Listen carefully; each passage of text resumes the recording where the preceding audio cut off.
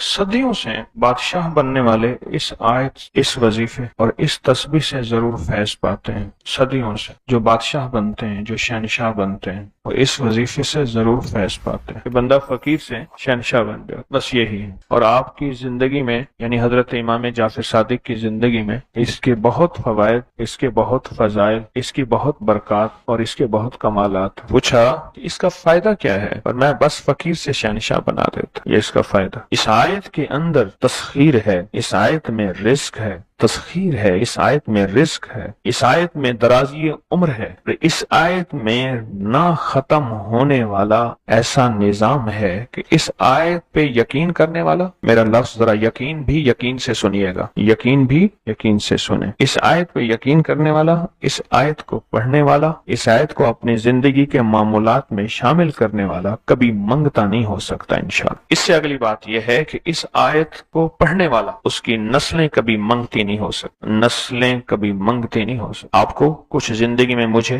ایسے لوگ ملے ہیں کہ جو رئیس تھے، رئیس اعظم، لیکن ان کی نسلیں منگتی بن گئی، منگتے، بھکاری بن گئی، محتاج بن گئی، مفلس بن۔ اس آیت کے پڑھنے والا منگتا نہیں بنے گا، کیوں؟ اس آیت میں، ان دو آیات میں تونگری ہے۔ یہ امام جعفر صادق کا دوسرا قول فرما رہا، جو ان کا فرمان ہے، میں عرض کر رہا ہوں، تونگری ہے۔ اس آیت میں مال ہے، اس آیت میں درازی عمر ہے، اس آیت درازی عمر ہے، اور اس آیت میں غنا ہے، غنا۔ وَأَغْنَنِي بِفَضْلِكَ عَمَّنْ سِوَا، مجھے فضل، مجھے پتا ہے مولا میں غنی ہوں گا تیرے فضل سے۔ وَأَغْنَنِي، محنت سے نہیں، اس فکرے کو خاموشی سے غور سے سنیں۔ وَأَغْنَنِي، میں غنی ہوں گا اگر تو ہوں گا تیرے فضل سے، مجھے کلمہ نصیب ہوگا اگر ہوگا تیرے فضل سے، مجھے قبر میں نکیرین کے سوال و جواب میں آسانی ہوگی اگر تو ہوگے تیرے فضل سے، اور یہاں تک کہ اگر مجھے جنت ملے گی تو تیرے فضل سے ملے گی، جنت بھی اگر ملے گی تو تیرے فضل سے ملے گی، جنت بھی ملے گی تو تیرے فضل سے ملے گی۔ اس آیت میں،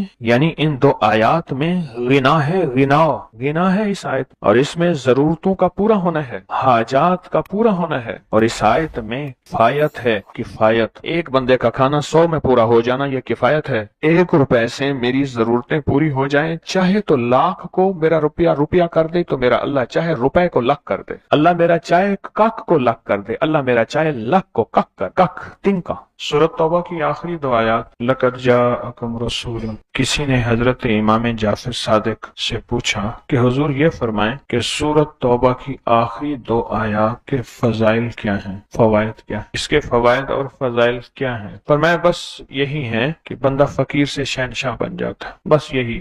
کتنے بڑوں نے، مخدوم نوح صاحب حالہ سندھ، بہت بڑی ہستی ہیں، مزار ہے، دربار ہے، مخدوم محمد نوح حالہ سندھ میں، ان کی عمر بہت لمبی تھی۔ کسی نے ان سے درازی عمر کا راز پوچھا، فرمانے لگے میری درازی عمر کا راز سورۃ توبہ کی آخری 2 آیات۔ مخدوم نوح یہ دعا کیا ہے؟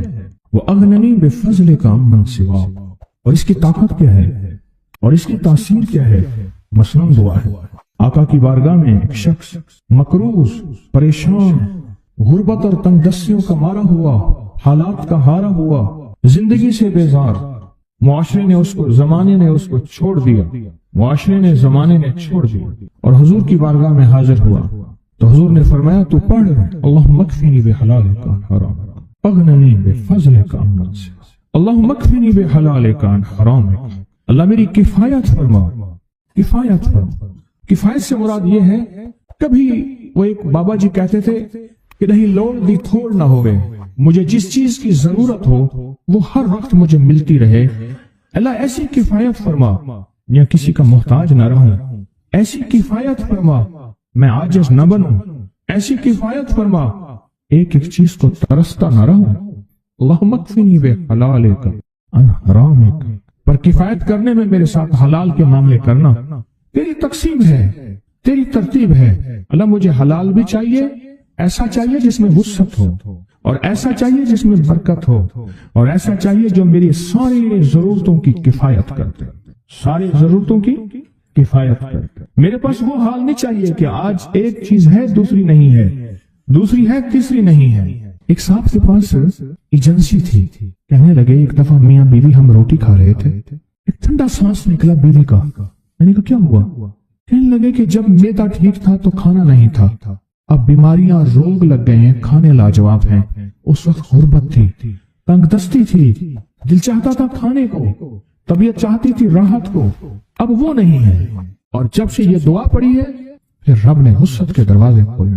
اس نے ایک وہ ایجنسی لی تھی جو کوئی نہیں لیتا تھا، بالکل کوئی ایسا ادارہ تھا جس کا سارا نظام ختم ہو چکا تھا، وہ ایجنسی کوئی نہیں لیتا تھا، اس نے لے لی، سستی ملتی تھی، لیکن اس کے ساتھ قدرت کی طاقت تھی، قدرت کی قوت تھی، اللہ کا نظام اس کے ساتھ تھا، اللہ کا نظام اس کے ساتھ تھا۔ اللہ مکفینی بحلالک عن حرامک، میں اللہ مجھ سے تجھ سے وہ رزق نہیں مانگتا جو میرا اور میری نسلوں کی کفایت نہ کرے، اللہ وہ رزق مانگتا ہوں جو کفایت کرے، پر حلال مانگتا ہوں، طیب مانگتا ہوں، طاہر مانگتا ہوں، مطہر مانگتا ہوں، حرام نہیں مانگتا۔ حرام جتنا زیادہ ہو جائے ایک وقت آئے گا ختم ہو جائے گا، حرام جتنا پہاڑ بن جائے ایک وقت آئے گا اللہ اس کو ختم کر کے دکھائے گا۔ میں نے ایک جگہ حضرت عبداللہ بن مسعود رضی اللہ عنہ کا فرمان پڑھا، وہ بس ایک دفعہ پڑھا، مجھے نہ بھولا، پھر فرمایا سود کا انجام تنگ دستی اور فقر ہے۔ اور ایک اور صحابی کا قول ہے، اور یہی قول حضرت امام جعفر صادق کا ہے کہ حرام کا انجام فقر اور قلت ہے۔ اللہ مجھے حرام نہیں چاہیے، اور پھر اللہ کہتا ہے اچھا چلو ٹھیک ہے تیری کفایت کر دے۔ اللہ سے ایک بات اور بھی مانگتا ہے، آگے ذرا سنیں، وَأَغْنَنِي بِفَضْلِكَ، مولا مجھے غنی کر دے، مجھے پتہ ہے تیرے فضل سے کوئی غنی ہوگا، محنت کر کے غنی کوئی نہیں ہوگا۔ کمال دعا ہے، وَأَغْنَنِي بِفَضْلِكَ، اغننی، مجھے تیرے فضل سے غنی ہونا ہے۔ میں جا رہا تھا، سیڑھی رکھی ہوئی تھی لمبی بڑی اونچی، اور سر پہ گارے کا تھال تھا اور ایک بندہ چڑھ رہا تھا، میں نے دیکھا میرا کلاس فیلو ہے، وہ اس وقت تک قدم اتنے چڑھ چکا تھا کہ چھت پہ گارا دینے گیا، آگے ایک اور مزدور کھڑا تھا، اس نے چھت کی لپائی ہو رہی تھی بھوسے والے گارے سے۔ تو جب وہ نیچے اترا تو میں نے اس کو آواز دی، اس نے پہچان لیا، میں نے اس کے والد کو مزدوری کرتے دیکھا تھا اور اس کو سنا تھا کہ اس کا دادا بھی مزدوری کر رہا اور وہ آج بھی مزدوری کر رہا۔ وَأَغْنَنِي، اللہ مجھے غنی کر دے، بِفَضْلِكَ، ہوگا تیرے فضل سے۔ محنت شرط ہے، یہ لفظ ہمیشہ یاد بھی رکھے، غور بھی سنیں، محنت شرط ہے، پر محنت پہ فیصلے شرط نہیں ہے کہ محنت فیصلے جو ہیں وہ محنت پہ ہو جائیں، نا ہاں محنت شرط ہے، محنت پہ فیصلے شرط نہیں ہے۔ کتنے ساری عمر محنت کرتے ساری عمر محنت کرتے بندے ختم ہو گئے۔ وَأَغْنَنِي بِفَضْلِكَ عَمَّنْ سِوَاكَ، اور مولا ایک شفقت یہ کرنا، مجھے کسی کا محتاج نہ کرنا، امن سوا، کسی کے در کا بھکاری نہ بنانا، کسی کا محتاج نہ کرنا، اللہ کسی کا منگتا نہ بنانا، اللہ کسی کا سوالی نہ بنانا، اللہ مجھے عاجز نہ بنانا۔ وَأَغْنَنِي بِفَضْلِكَ عَمَّنْ سِوَاكَ، یہ طاقتور دعا ہے، اور دعا کے اندر کی طاقت کو پرکھیں، اندر کے مفہوم کو دیکھیں، اندر کے ترجمے کو دیکھیں۔ آج بھی پڑھیں گے، کل بھی پڑھیں گے، لیکن یاد رکھیے گا اس کی تعداد کو نہ دیکھیں، اللہ کی ہاں قیامت کے دن سننا غور سے، عدد نہیں تولے جائیں گے، عدد کے اندر خلوص اور اخلاص تولا جائے گا۔ اس عدد کے اندر اس کا اخلاص کتنا ہے، اس کی طلب کتنی ہے، اس کی للہیت کتنی ہے، اس کی تڑپ کتنی ہے، اور اس کا جذبہ کتنا ہے، اللہ کے ہاں یہ تولا جائے گا۔ اور پھر اگلی بات، وہ عمل جس مجاہدے سے کیا جائے گا، جس قربانی سے کیا جائے گا، جیسے آپ چوکنا ہو کے جاگ کے توجہ سے میری بات سن رہے ہیں، اس مجاہدے سے ایک نور ملتا ہے، وہ نور تولا جائے گا، اس مجاہدے سے نور ملتا ہے، اس مجاہدے سے گھروں کو چھوڑا، آپ آخری عشرے کے اعتکاف میں آپ پھر اس وقت جائیں گے جب اعتکاف ختم ہو جائے گا۔ یہ جو قربانی ہے اللہ کے لیے کی ہے، اس مجاہدے پہ جو مجاہدہ آیا، اس قربانی پہ جو قربانی آئی، کبھی جاگنے کی، کبھی ٹیک ہٹانے کی، کبھی توجہ کرنے کی، کبھی اپنی چاہتوں کو توڑنے کی، اس پہ نور ملتا ہے۔ یہ نور قیامت کے دن ترازو میں تولا جائے۔ وَأَغْنَنِي بِفَضْلِكَ عَمَّنْ سِوَاكَ، مولا مجھے غنی کر دے، اور مجھے پتہ ہے غنی تیرے فضل کے بغیر کوئی نہیں۔ زندگی میں جب بھی کہیں مشکلیں آئی ہیں، جب بھی کہیں پریشانی آئی ہیں، جب بھی کہیں الجھنیں امت کو آئی ہیں، جب بھی کہیں اولاد نہیں ہے، رزق نہیں ہے، صحت نہیں ہے، عزت نہیں ہے، سکون نہیں ہے، چین نہیں ہے، راحت نہیں ہے، جادوؤں نے گھیر لیا، بندشوں نے تباہ کر دیا، حاسدین نے برباد کر دیا، مشکلوں نے سر چڑھ کے ہمیں جھکا دیا، حالات نے ہماری زندگی کو تنگ کر دیا، کوئی پریشانی کی ضرورت نہیں۔ مجھے کہنے لگے کہ ہمارے علاقے میں ایک صاحب ہیں، بابا جی ہیں، کوئی بھی مشکل ہو وہ بیٹھ کے سورۃ قل ہو اللہ پڑھاتے ہیں، ان کے پاس 7 کھانے لے جانے پڑتے ہیں، 7 کھانے لے جانے پڑتے ہیں، وہ سورۃ قل ہو اللہ پڑھاتے ہیں بٹھا کے بندوں کو، اور ان کے لیے کھانے ضروری ہیں، کھانے اچھے ہوں، ایک سوٹ ہو، 7 کھانے ہوں، ایک خوبصورت تکیہ ہو، ایک کھیس اچھا بہترین بچھونا ہو، ایک بستری کی چادر ہو، اور 7 کھانے ہوں۔ فرمایا وہ دیتے ہیں، لیتے ہیں، سورۃ قل ہو اللہ پڑھاتے ہیں، پھر بیٹھ کے دعا کرتے ہیں، بہت دیر تک دعا کرتے ہیں، لوگوں کی مشکلیں حل ہو جاتی ہیں، لوگوں کی پریشانیاں دور ہو جاتی ہیں۔ میں نے کہا کسی طرح بابا جی سے پتہ چلے گا وہ دعا کیا مانگتے ہیں۔ کہنے لگا وہ دعا کسی کو نہیں بتاتے، بس کہتے ہیں آؤ میرے ساتھ بیٹھ کے سورۃ قل ہو اللہ پڑھو، اول آخر درود پاک پڑھو اور سورۃ قل ہو اللہ پڑھو، وہ دعا کسی کو نہیں بتاتے۔ میں نے کہا کسی طرح پتہ کر وہ دعا کسی کو تجھے بتا دے۔ اس نے کہا پتہ کروں گا۔ کچھ عرصے کے بعد بندہ مجھے ملا، آتے یہ کاغذ دیا، اور کاغذ دے کے مجھے کہنے لگا آپ کو یاد ہے آپ نے میری ایک ذمہ داری لگائی تھی، اور وہ ذمہ داری یہ لگائی تھی کہ ایک ہمارے ہاں بابا جی ہیں، ان کے پاس کوئی دنیا کی مشکل، پریشانی، الجھنیں، ناکامیاں، حالات، مسائل، بے اولادی، جادو، جنات، اثرات، بندشیں، کوئی بھی ہے، وہ مسئلے حل ہوتے ہیں، لیکن ان کی شرطیں یہ ہیں، خوبصورت تکیہ لیتے ہیں، بہترین سوٹ لیتے ہیں، بستری کی چادر لیتے ہیں، ایک کھیس یعنی پورا بستر لیتے ہیں، اور کہا اگر سردیاں تو ایک خوبصورت رضائی بھی لیتے ہیں، اور 7 رنگ کے کھانے لیتے ہیں، عطر کی خوشبو لیتے ہیں، یہ لیتے ہیں، یہ لیتے ہیں، وہ پھر آپ چھوڑ کے آ جائیں وہ ان کے ہوتے ہیں، بس آپ کو وہ دعا دے دیتے ہیں اور بٹھا کے سورۃ قل ہو اللہ پڑھتے ہیں۔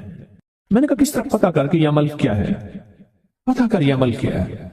اس نے آیا نا تو اس نے مجھے خط دیا، اور خط دیتے ہی اس نے کہا کہ میں نے پتہ کیا ہے اس عمل کا، کسی طرح سے ان کے گھر کی ایک خاتون ہماری خواتین سے نسبت تھی، انہوں نے بتایا ہے وہ ساری سورۃ قل ہو اللہ وہ حضور کے گھرانے کو اور اس بارگاہ میں پیش کرتے ہیں، ان ہستیوں کو پیش کرتے ہیں، اور ہستیوں کو پیش کرنے کے بعد پھر ان کے وسیلے سے دعا کرتے ہیں اور کہتے ہیں آپ بھی ہمارے لیے دعا فرمائیں۔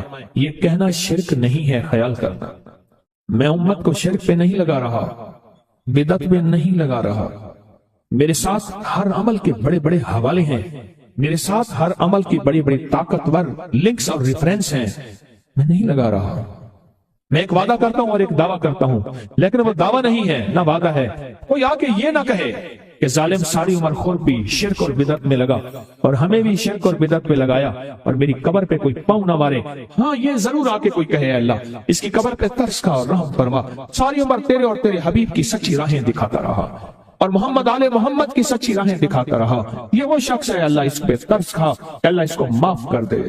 بڑا زبردست عمل۔ مجھے آ کے جب کاغذ دیا نا، کاغذ میں دیا تو انہوں نے کہا کہ خواتین کے ذریعے ہمیں جو پتہ چلا، اور وہ پتہ یہ چلا کہ موصوف حضور کے گھرانے کو یہ ساری سورۃ اخلاص، ساری سورۃ قل ہو اللہ، یہ درود، یہ عمل ہدیہ کرتے ہیں، اور حضور کے گھرانے کو ہدیہ کر کے پھر ہماری مشکل کی دعا کرتے ہیں اور بہت گڑ گڑا کے دعا کرتے ہیں، اور پھر ان کو ہدیہ دے کے عرض کرتے ہیں آپ بھی ہمارے لیے دعا فرمائیں، اور بہت دیر تک پھر آمین کہتے ہیں، آمین۔ اور اس تصور کے ساتھ، یہ تصور ذرا غور سے سنیے گا توجہ سے، اس تصور کے ساتھ کہ وہ ہستیاں میرے لیے دعا کر رہی اور میں آمین کہہ رہا اور اللہ کی بارگاہ میں ان کی دعائیں قبول ہو رہی اور اللہ کی عرشوں پہ دعائیں پہنچ گئیں اور جبریل لے کر چلے گئے، اللہ کے حضور دعا رکھی گئی اور اللہ نے اپنی طاقت اور قدرت کی مہر قبولیت کی لگا دی۔ کیا یہ عمل ہے؟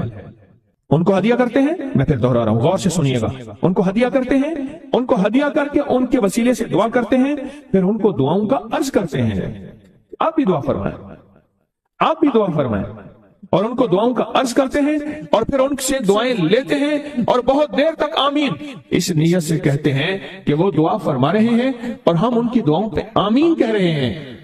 یہ ہمارے اکابر کا عمل ہے، یہ ہمارے بڑوں کا عمل ہے، یہ ہماری بڑی بڑی ہستیوں کے عمل ہیں۔ میں اس لیے کہہ رہا ہوں میری کوشش ہوگی کبھی آپ کو شرک اور بدعت پہ نہ لگاؤں، میں اس لیے کہہ رہا ہوں میری کوشش ہوگی امت کو وہ خیر کے عمل بتاؤں جو عموماً لوگ چھپا کے چلے جاتے ہیں، جو عموماً لوگ اپنے تک رکھتے ہیں، میری کوشش ہوگی، میں نے آج تک حضور کے گھرانے کو ہدیہ پیش کیا ہو، میں نے آج تک حضور کے گھرانے کو تحفہ پیش کیا ہو، میں نے آج تک حضور کے گھرانے کو نذرانہ پیش کیا ہو، اور حضور کے گھرانے کی طرف سے مجھے خالی ہاتھ لوٹایا گیا ہو؟ ممکن ہی نہیں، ممکن ہی نہیں کہ خالی ہاتھ لوٹایا گیا۔ حضور کے گھرانے کے ساتھ ساری کائنات کی محبتیں ہیں، حضور کے گھرانے کے ساتھ ساری کائنات کا تعلق ہے۔ اور یاد رکھنا، انسان بعض اوقات اپنا غم برداشت کر جاتا ہے، اپنی اولاد کا غم برداشت نہیں کرتا، اور بعض اوقات اپنے معاملے میں معاف کر دیتا ہے، اولاد کے معاملے میں بہت غم دل کو کھا جاتا ہے۔ میرے حضور کے گھرانے کو جو ہدیہ دے گا، میرے حضور کے گھرانے کو جو تحفے دے گا، میرے حضور کے گھرانے کو جو اعمال دے گا، حضور کے گھرانے کو یہ ہدیے، یہ اعمال، یہ تحفے زندگی بھر اس کو سرنگو نہیں ہونے دیں گے، زندگی بھر اس کو ناکام نہیں ہونے دیں گے، اور زندگی بھر اس کو کامیاب۔ دو تسبیح صبح، دو تسبیح شام سورۃ اخلاص کی، دو تسبیح صبح، دو تسبیح شام سورۃ اخلاص کی آپ پڑھیں، آپ پڑھیں، اور پڑھ کے ان ہستیوں کو ہدیہ کریں، ہستیوں کو ہدیہ کریں، حضور کے گھرانے کو ہدیہ کریں۔ اور حضور کے گھرانے میں حضور کی بیویاں، حضور کی بیٹیاں، حضور کے بیٹے، حضور کے داماد، حضور کے نواسے اور نواسیاں، یہ حسن اور حسین جس کو حسنین کریمین کہتے ہیں، حضور کے نواسے ہیں، یہ حضور کا گھرانہ ہے، ان کو ہدیہ کریں۔ اپنے مسائل کو حل ہوتا دیکھیں، اپنی مشکلات کو حل ہوتا دیکھیں، اپنی ناکامیوں کو ختم ہوتا دیکھیں۔ سال سے یہ عمل بتا رہا ہوں، سال سے یہ عمل بتا رہا ہوں۔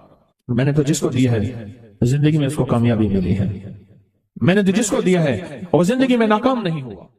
ہمارے یہاں ایک پیر صاحب تھے، میرے والد صاحب رحمۃ اللہ علیہ، ان کا باغ اور ہمارا باغ آپس میں اب بھی ایک ہی دیوار کے ساتھ دیوار ہے، بنے کے ساتھ بن۔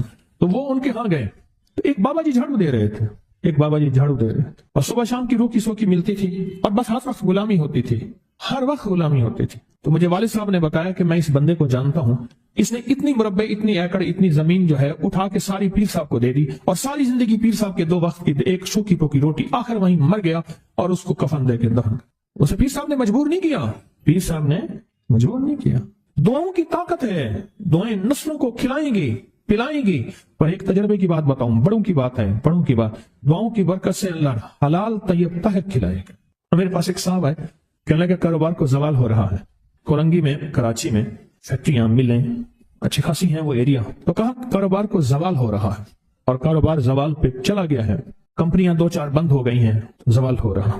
میں نے اللہ کا نام دیا، پھر ملے، کہا کچھ نہیں ہے۔ اچھا، میں نے کہا یہ پڑھیں آپ، اللہ پاک دکھائے گا مجھے۔ انہوں نے خود بتایا، میں ایسے کوئی سمندر ہے اس سے کنارے کھڑا ہوں، کہنے لگے کراچی کا سمندر نہیں، کہاں ہے؟ تو میری طرف پانی آتا ہے، بالکل میلا گندا۔ تو میں سوچتا ہوں سمندر کا پانی تو بالکل شفاف ہوتا ہے، یہ گندا پانی کیسے ہے؟ اور وہ گندا پانی پہلے میرے ٹخنوں تک آتا ہے، پھر گھٹنوں تک آتا ہے، پھر رانوں تک آتا ہے۔ اور کہا کہ مجھے دور سے ایک لہر آتی نظر آ رہی ہے کہ شاید میں اس میں ڈوب جاؤں۔ آواز آتی ہے، چلا جا، تیرے رزق میں کوئی مشکوک رزق داخل ہوا ہے، ہم تجھے پاک کرنا چاہتے ہیں، اور یہ سارا مشکوک رزق ہے، اور تیرے مال کو ہم نے اس لیے کم کر دیا۔ گھبرا نہیں، گھبرا نہیں، استقامت سے ہمارا نام لیتے رہنا، بہت جلد تجھے ہم پاک کر کے پھر پاک مال دیں گے۔ پاک کر کے، کیا عجیب بات ہے، پاک کر کے پھر پاک طیب طاہر مال دیں گے۔ گھبرا نہیں، ہمارا نام لیتے رہنا، تو ہو کسی بھی حال میں، تو ہو کسی بھی حال میں، تو ہو کسی بھی حال میں، مولا سے لو لگائے جا، قدرت ذل جلال میں کیا نہیں گڑ گڑائے جا۔ چین سے بیٹھے گا اگر کام کے کیا رہیں گے پر، گونا نکل سکے گا مگر پنجرے میں پھڑپھڑائے جا۔ بند ہے پنجرے میں، نکل نہیں سکتا، پر پھڑپھڑا تو صحیح، پھڑپھڑا تو صحیح، محنت تو کر۔ والذین جاہدوا فینا لنہدینہم سبلنا، ہماری راہوں میں محنت کر، ہمارے لیے اللہ کی طرف قدم اٹھا، ففروا الی اللہ، پھڑپھڑا تو صحیح۔ بہت خوش قسمت ہے جس کو اللہ نے اپنی ذات کا تعلق عطا کر دیا، بہت خوش قسمت ہے جس کو اللہ نے اپنے ساتھ باتیں کرنے کا راز و نیاز کا کوئی جذبہ دے دیا، جس کی زبان سارا دن ذکر میں، تسبیح میں، سجدوں میں، اپنی دنیا کے کاروبار بھی ہے، لیکن دل اٹکا رہتا ہے کہ اب نماز کا وقت ہے، آج میرا ذکر نہیں ہوا، آج میں نے قرآن کی زیارت نہیں کی، 1 صفحہ 2 صفحے، 1 پارہ 2 پارے۔ خوش قسمت انسان ہے آپ، بہت نصیبوں والے ہیں آپ، بہت نصیبوں والے ہیں، یقین جانیں۔ دنیا کا خوش قسمت انسان وہ ہے، دنیا کا نصیبوں، بخت اور مقدر والا انسان وہ ہے دنیا کا جس کو اللہ پاک کہے تو ہو اور میرا نام ہو، بس وہ درود پاک کی شکل میں ہے۔ درود میں اللہ اور اس کے حبیب پہ سلام ہے، اللہم صلی علی یا صلی علی، اللہ کا نام پہلے آتا ہے، میرا درود ہے، کلمہ ہے، تسبیح ہے، وہ ذکر ہے، مسنون دعائیں ہیں، بس میرا نام ہو اور تو ہو، بعض اوقات اللہ دنیا تھوڑی کر دیتا ہے، رزق تھوڑا کر دیتا ہے، لوگ تانے دیتے ہیں۔ صدیق اکبر رضی اللہ تعالی عنہ کو تانے دیتے تھے کہ تیرے پیر نے تجھے یہ دیا ہے، نعوذ باللہ، تجھے فقیر کر دیا، تجھے غریب کر دیا، اور تجھے ٹاٹ کے کپڑے اور سیہ کر دیا۔ تانے دیں گے بعض اوقات، بعض لوگ بہت تانے دیں گے۔ میں نے ایک دفعہ مجھ سے کہنے لگے کہ مجھے دنیا بہت تانے دیتی ہے، تو میں نے کہا میرے ساتھ سودا کر لے، اگر زیادہ تھک گیا ہے، اب تک جو تسبیح ذکر کا نور ملا ہے وہ مجھے دے دے، میں اللہ سے کہتا ہوں کہ اللہ اس کو مال دولت دے دے، یہ سب چھین لے۔ کہا نہیں، یہ سب کچھ تو اس کے پاس بھی ہے جس کو کلمہ نصیب نہیں ہوا، یہی تو میرے پاس ہے، اگر یہ مجھ سے چھن گیا تو باقی میرے پاس بچے اور رہے گا کیا؟ بچے اور رہے گا کیا؟ بچے اور رہے گا کیا؟ آپ سارا دن بیٹھ بیٹھ کے اپنے بارے میں سوچا کریں کہ اللہ تو نے مجھے کن راہوں پہ لگا دیا، کن راستوں پہ لگا دیا۔ پیر خانے سارے اچھے ہیں، ہمارے دل میں سب کا احترام ہو، لیکن اللہ تو نے مجھے کون سے پیر خانے پہ لگا دیا جو مرشد اللہ سے مانگنا سکھاتا ہے؟ کہتا ہے اگر میں مر بھی جاؤں، اس دنیا سے رخصت ہو جاؤں، موت آخر ہے، تو پریشان نہ ہونا۔ کہا کہ وہ ایک راہیں دے کر گیا ہے، انہی راہوں پہ چلنا ہے۔ ایک وقت تھا پیر صاحب تھے، تعویذ دیتے تھے، تھپکی دیتے تھے، دعا کر دیتے تھے، اللہ میرے کام بنا دیتا تھا۔ پیر گیا، دعا بھی گئی، تھپکی بھی گئی، تعویذ بھی گیا۔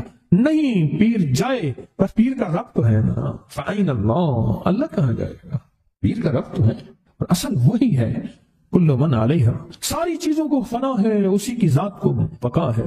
اب کتنے خوش قسمت ہیں، اللہ نے مجھے اپنا نام نصیب کر دیا، اللہ نے مجھے اپنا نام نصیب کر۔ ایک صاحب میرے پاس آئے، کہنے لگے مجھ سے ذکر نہیں ہوتا، تسبیح نہیں ہوتی، کچھ نہیں ہوتا، میں ذکر کرنے لگتا ہوں گالیاں آ جاتی ہیں، میں ذکر کرنے لگتا ہوں میرے منہ پہ گالیاں آ جاتی ہیں۔ کہا کہ میں دیتا نہیں ہوں، پر منہ پہ زبان پہ گالی جاری ہو جاتی ہے۔ آپ لفظ پہ غور کیجیے، گالی جاری ہو جاتی ہے، میں دیتا نہیں ہوں، زبان پہ گالی جاری ہو جاتی ہے۔ تو ممکن ہے کہ میری زبان پہ ذکر ہو۔ تو میں نے اس سے پوچھا کہ کیا کرتے تھے؟ اس کا کوئی پیشہ ہے مناسب نہیں۔ والد کیا کرتا تھا؟ اس کا بھی پیشہ تھا، اس پیشے کا اثر، اس رزق کا اثر، اللہ نے اپنا نام چھین دیا۔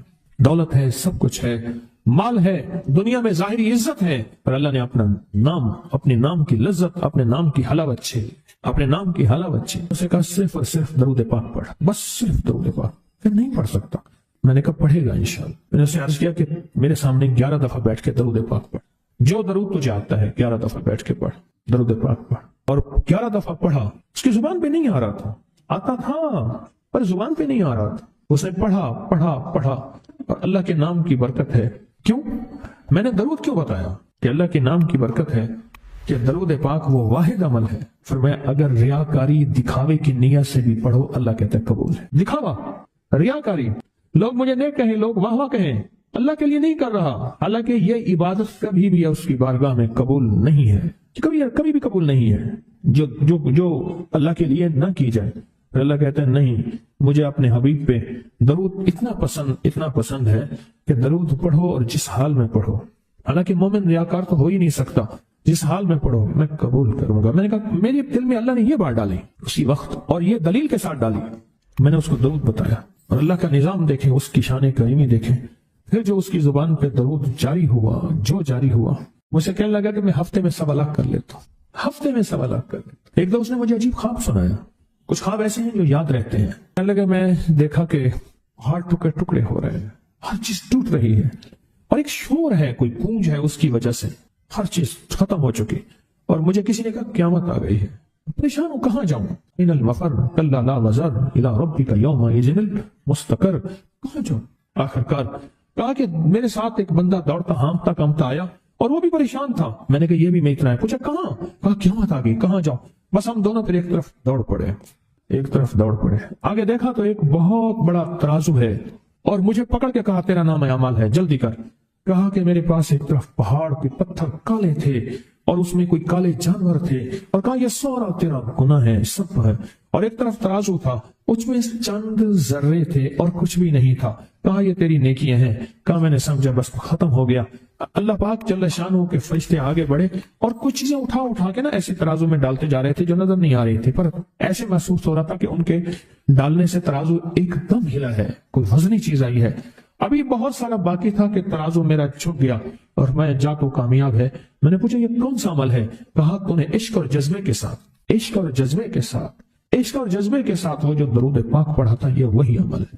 ہمیں قیامت کے دن بندہ جائے گا قبر میں، جب بندہ جائے گا تو وہ بندہ جو ہے پریشان ہوگا، تو اچانک ایک دروازہ کھلے گا، اس میں روشنی آئے گی اور ایک نیک جوان صالح خوبصورت اس کے ساتھ بیٹھے گا اور اس کے ہر سوال کا جواب دیا جاتا جائے گا، ہر سوال کا جواب، اور منکر نکیر چلے جائیں گے اور اس کی قبر میں جنت کی کھڑکیاں کھل جائیں گے، جنت کے دروازے کھل جائیں گے۔